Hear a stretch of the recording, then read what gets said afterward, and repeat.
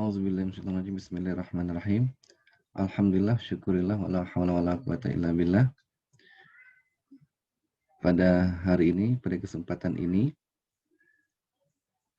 semoga kita diberikan kesehatan, dimudahkan dalam menjalankan aktivitas sehari-hari, terhindar kita dari segala macam wabah dan penyakit, khususnya wabah COVID-19.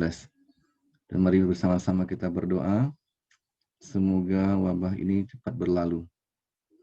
Namun demikian, Universitas Pamulang, khususnya Prodi Akuntansi S1, tetap menyelenggarakan kegiatan belajar mengajar dengan cara daring. Ya. Untuk menunjang kegiatan belajar mengajar mahasiswa dan dosen itu, maka dibantu dengan video pembelajaran.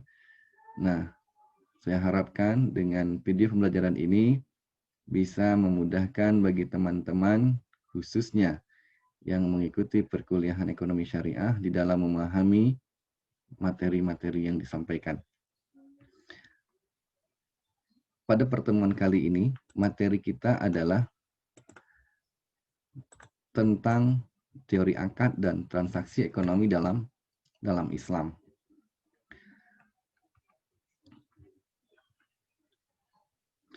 Nah, sebelum kita lanjutkan tentang akad, apa itu akad, dan bagaimana akad itu diimplementasikan di dalam lembaga keuangan syariah khususnya, pertama-tama mari kita pahami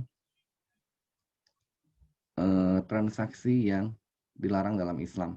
Yang pertama, transaksi yang dilarang itu karena objeknya yang diharamkan. Zatnya haram, maka transaksi yang mengikutinya juga haram. Contoh adalah khamar, babi, bangkai, darah. Maka setiap orang yang melakukan transaksi atas objeknya yang demikian itu, khamar, babi, bangkai, dan darah itu, maka haram dia. Maka dikatakan khamar itu adalah haram zatnya, maka bagi orang yang menjualnya terkena dosanya, bagi orang yang menunjukkan di mana letak penjualan khamar itu terkena dosanya, dan yang memproduksinya juga terkena imbas dosanya. Ya.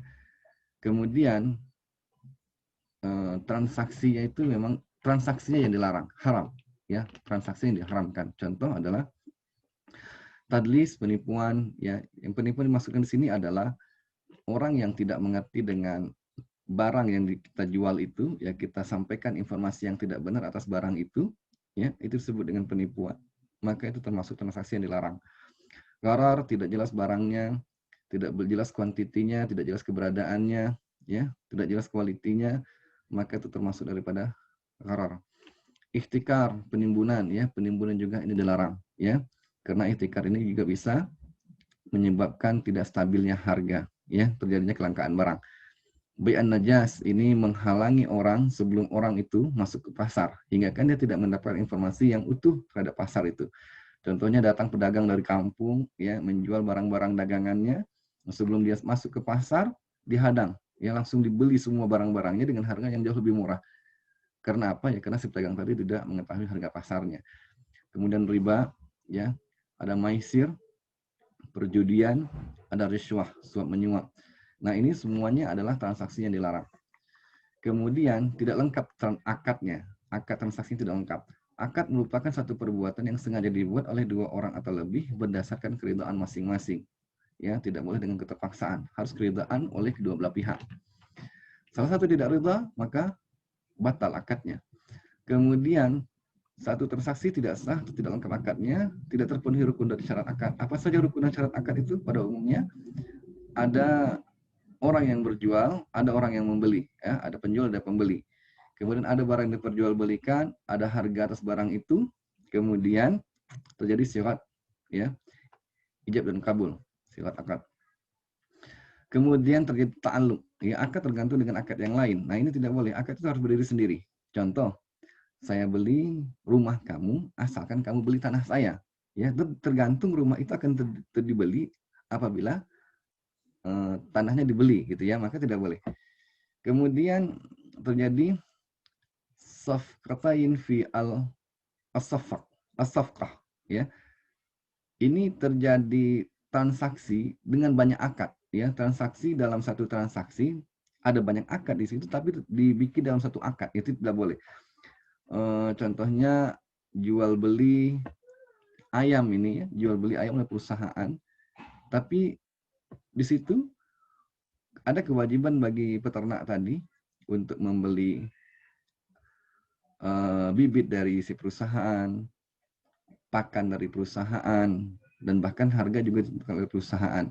Nah, ini ada macam-macam akad itu terjadi dalam satu akad tadi. Nah, maka itu tidak boleh, dia digabungkan dalam satu akad. Ya, kalau mau itu terjadi maka pisahkan dia. Ya, dan tidak boleh ada apa namanya pemaksaan. Nah, di situ cenderung ada terjadi pemaksaan. Terjadi transaksi asalkan ya saya beli ayam kamu, tapi kamu beli semuanya dari saya.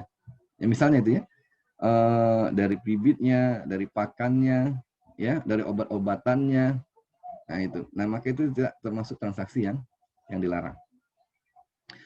Secara etimologi, akad itu ikatan antara dua perkara, baik secara nyata maupun ikatan secara maknawi, dari satu segi maupun dari dua segi. Nah, apa yang maksud dengan satu segi dan dua segi ini? Pendapat ulama Syafi'iyah, Malikiyah, dan Hambaliyah, ya, segala sesuatu yang dikerjakan oleh seseorang berdasarkan keinginannya sendiri, seperti wakaf, talak, pembebasan, ya, ada ini termasuk keinginan sendiri, ya, satu segi nih, ya, talak, misalnya wakaf. Nah ini akad yang dikerjakan sendiri tanpa ada orang lain. Kemudian sesuatu yang pembentukan membutuhkan keinginan dua orang, seperti jual beli. Ya, jual beli mungkin terjadi kalau tidak ada salah satunya. Ya, makanya ini disebut dari dua sisi, perwakilan, gadai, dan seterusnya. Dasar hukum akad, ini surah An-Nisa, Quran surah An-Nisa ayat 4. Berikanlah mas kawin, mahar kepada wanita yang kamu nikahi sebagai pemberian dengan penuh kerelaan. Kemudian jika mereka menyerahkan kepada kamu sebagian dari mas kawin itu dengan senang hati, maka makanlah, ambillah pemberian itu sebagai makanan yang sedap lagi baik akibatnya. Ya, ini salah satu dasar dari hukum akad. Syaratnya, syarat dan rukun itu ada orang-orang yang berakad akid, ya, ada penjual, ada pembeli, kemudian ada maukun alaih, ya, ada barang yang diperjualbelikan, ada harga atas barang itu, kemudian syirat, ya, ijab dan kabul. Kemudian hal-hal yang membatalkan transaksi, ya, berakhir masa berlaku akad itu, misalnya terjadi tawar menawar satu barang, katakanlah tanah, lusa saya akan kabari, ya, jadi atau tidaknya. Lewat daripada waktu itu maka batal akadnya. Kemudian dibatalkan oleh pihak-pihak yang berakad, apakah pembeli yang tidak jadi, ya, membatalkan, saya tidak jadi beli barang ini, ya, saya tidak jadi beli tanahnya, berarti akadnya batal. Kemudian ada fasid, ya, fasid ini rusak akadnya, misalnya tidak ada barangnya, dia tawarkan, misalnya pengen jual ikan gitu ya, tapi setelah datang ke sana ikannya tidak ada, masih dalam kolam, itu bisa batal, fasid akadnya, ya. Jadi barang itu harus ada. Nah kalau tidak ada maka akad itu jadi fasid, karena salah satu rukun adalah maukuf alaih tadi. Kemudian berlaku khiyar syarat dan khiyar aib, ya. Khiyar syarat ini misalnya dalam satu tempat, ya, khiyar masih dalam satu tempat, memberikan kesempatan kepada si penjual tadi untuk, atau pembeli tadi untuk membeli ataupun melanjutkan akadnya, melanjutkan jual belinya atau tidak, ya. Kemudian khiyar aib ini, kemudian ketika ditemukan aib dalam barang tadi, dan ada khiyar aib bagi si pembeli, ya, untuk melanjutkan atau tidak melanjutkan transaksinya, ya, karena didapatkan aib. Kemudian akad itu dilaksanakan oleh satu pihak yang berakad, ya. Ketika tidak laksanakan salah satu pihak, ya, maka akadnya menjadi batal. Telah tercapai tujuan akad itu secara sempurna, artinya sudah sama-sama oke, ya, antara kedua pihak, sempurna, selesai akadnya, maka akadnya menjadi selesai, ya. Kemudian wafat salah satu pihak yang berakad, ya, ketika meninggal dunia salah satu, maka otomatis akadnya menjadi batal, tidak bisa dilanjutkan, ya. Kemudian akad, transaksi dan implikasinya dalam operasional lembaga keuangan syariah, ya, bagaimana transaksinya itu. Pada umumnya, ya, lembaga keuangan syariah itu kan kegiatannya, ya, bahkan di bank konvensional pun rata-rata itu hanya 3 saja, ya, menghimpun dana, menyalurkan dana, ya, kalau bank konvensional sebut kredit, bank syariah sebut dengan pembiayaan. Kemudian jasa layanan perbankan, apa saja misalnya ada mobile banking, ya, ada transfer, ada tarik tunai melalui ATM, store tunai misalnya, ya, pembayaran, clearing seterusnya itu jasa dari perbankan. Nah, penghimpunan dana pada dasarnya konsep menghimpun dana itu baik bank syariah maupun bank konvensional itu ada 3 saja, ya, produknya itu. Pertama ada tabungan, kedua ada giro, ketiga ada deposito. Nah, akad yang digunakan, ya, itu yang pertama adalah wadiah. Wadiah ini adalah titipan, ya. Nah, wadiah itu ada 2 jenisnya, wadiah yad amanah, kemudian wadiah yad damanah. Wadiah yad amanah itu harta yang kita titipkan kepada lembaga keuangan itu tidak boleh dimanfaatkan. Apa produk yang diperbankan? Misalnya adalah safe deposit box. Kita punya barang-barang berharga seperti emas, akte tanah, seterusnya, katakanlah, ya, kita simpan dalam safe deposit box, ya. Maka bank tidak boleh memanfaatkan harta itu. Nah, kemudian ada yad damanah. Wadiah yad damanah itu adalah harta yang kita titipkan ke bank, bank boleh memanfaatkannya. Apa konsekuensinya? Konsekuensinya adalah ketika harta yang dimanfaatkan oleh lembaga keuangan tadi mendapatkan keuntungan, maka bank boleh, ya, tidak wajib, boleh memberikan fee kepada nasabah. Nah, apabila sebaliknya, harta yang dimanfaatkan oleh lembaga keuangan tadi ternyata rugi, maka kerugian itu wajib ditanggung oleh pihak lembaga keuangan, ya. Nasabah tidak menanggung kerugian itu. Jadi kapanpun nasabah mau ambil hartanya, uangnya, maka wajib ada. Nah, itu ya damanah. Kemudian mudharabah, ya, damanah ini bisa di tabungan, ya, bisa juga di giro. Kemudian ada mudharabah. Mudharabah ini adalah akadnya kerjasama.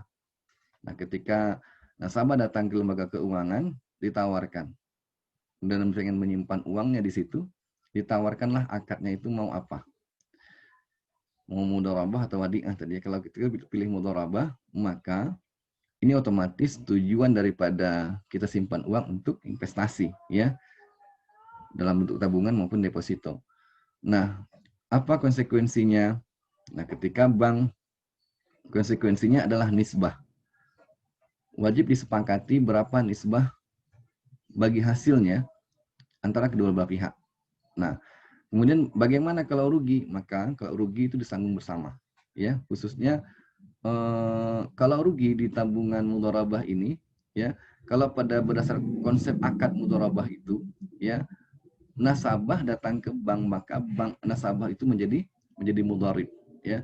Kalau kita merujuk kepada bagaimana konsep mudharabah itu, nah, kalau mudharabah ini kan harta 100% modal itu ditanggung 100% oleh si mudharib.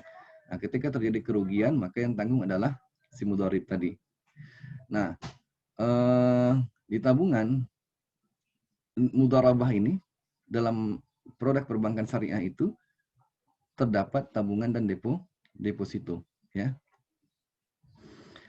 Kemudian setelah penghimpunan dana itu adalah penyaluran dana, penggunaan dana, ya. Ada sifatnya equity financing, ya.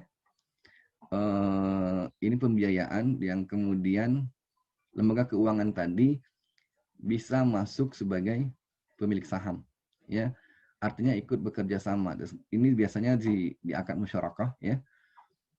Kalau debit financing ini lebih kepada pembiayaan yang dia hanya menyalurkan uang saja, ya. Debit financing. Nah, lebih lanjut nanti kita bisa lihat akad pembiayaan di perbankan itu apa saja, ya. Nah, pada umumnya akad di perbankan itu ada 3 pada umumnya.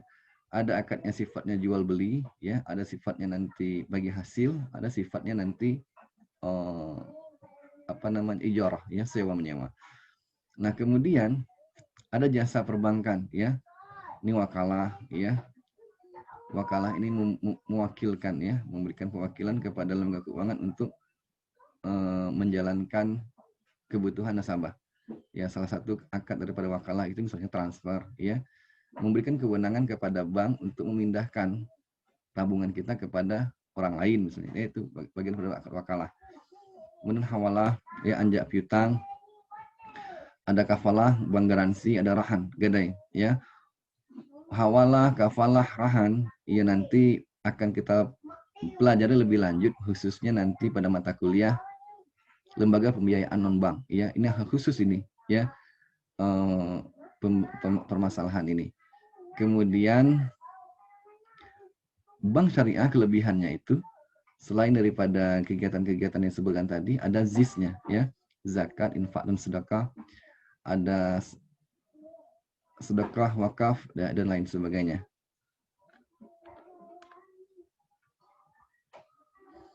Kemudian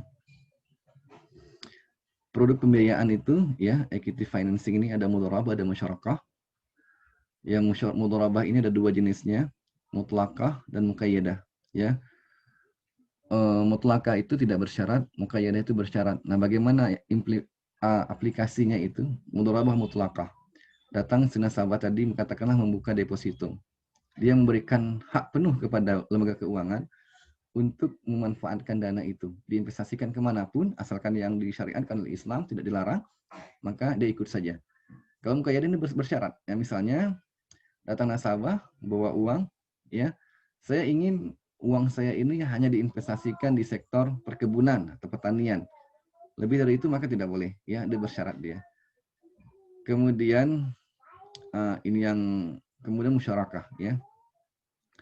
Musyarakah ini kerjasama. Kalau mudharabah tadi itu sifat akadnya, maka mudhariblah yang kemudian menanggung penuh pembiayaan itu, ya. Misalnya datang nasabah ke bank, pengen mendapatkan pembiayaan, maka 100% ditanggung oleh lembaga keuangan tadi. Nah, kalau musyarakah ini tidak, ya, kerjasama yang sifatnya itu, misalnya si nasabah tadi sudah juga punya modal, kekurangan modal, dia pengen tambah modal, misalnya, ya. Nah, itu salah satu contoh musyarakah tadi. Ya, jadi bank itu tidak full memberikan pembiayaan, ya, karena pada prinsipnya si nasabah juga sudah punya modal gitu, ya. Jadi tinggal penambahan modal saja.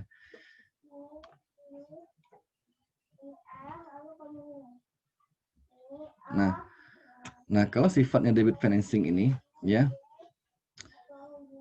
kalau barter ini mungkin sudah tidak ada lagi, ya.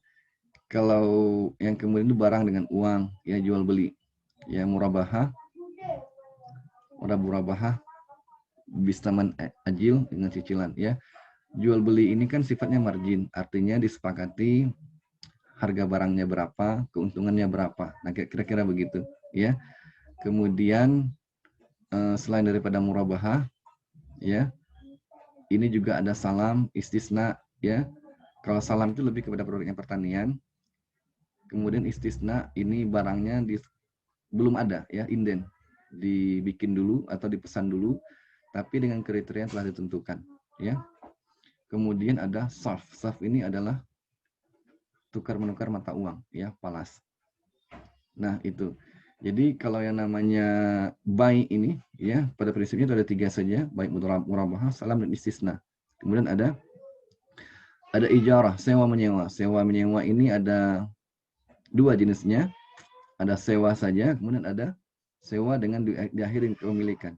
Ijarah muntahi bitamlik. Nah, untuk lebih lanjutnya nanti teman-teman bisa mempelajarinya lebih lanjut, ya, karena slide-nya ada banyak sekali. Nah, kemudian skema operasional bank itu, ya, bisa kita lihat di sini, ya. Sumber dananya itu ada giro, ya, giro wadiah, tabungan wadiah, mudharabah, ya, dan seperti disampaikan tadi, ya, itu penghimpunan dananya. Kemudian dana ini, ya, disalurkan dalam jenis ini, 3 jenis ini, ya. Ada bagi hasil, ada pembiayaan jual beli, ada sewa beli, ya, ijarah. Nah, bagi hasil ini berarti otomatis nanti ada profit sharing atau loss sharing, profit loss sharing, atau nanti revenue sharing, ya, yang tergantung pada perbankan, ya. Kemudian ada jual beli ini otomatis mendapatkan keuntungan. Kalau bagi hasil tadi otomatis bagi hasil, ya. Kemudian sewa beli, ijarah ini juga margin. Nah, profit ini nanti, ya, akan masuk ke perbankan, ini lembaga keuangan, bank misalnya, ya. Kemudian selain itu profit distribusinya ini ya, sebagian masuk ke bank, sebagian lagi akan disalurkan kepada nasabah ya. Kemudian selain daripada kegiatan-kegiatan ini ya, sumber pendapatan dari bank itu adalah jasa-jasa ya. Ada kiriman uang, inkaso, garansi bank, gadai. Nah, semuanya ini mendapatkan ada nilai rupiahnya. Nah, penghasilan dari bank ini merupakan 1% pendapatan kepada bank ya. Tapi kalau yang billing tadi ya, ini ada porsinya bank, ada porsinya nasabah ya. Nah, untuk lebih lanjut ya, teman-teman nanti bisa pelajari lebih dalam ya, pelajari mandiri. Apa hal-hal yang tidak diketahui atau kurang paham dan seterusnya, bisa kita lanjutkan dengan diskusi di e-learning ya. Saya akhiri. Assalamualaikum warahmatullahi wabarakatuh.